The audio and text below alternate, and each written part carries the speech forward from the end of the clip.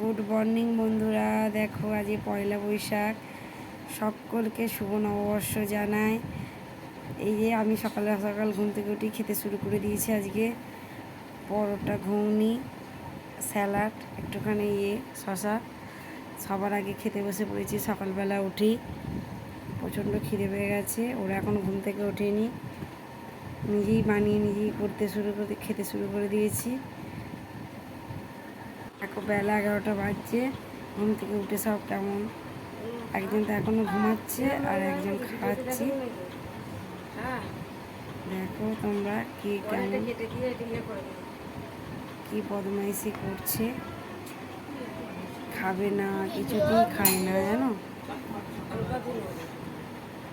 দেখো দেখো ওই যে ব্রাশটা নিয়ে একবার শুচ্ছে, আবার ঢুলছে।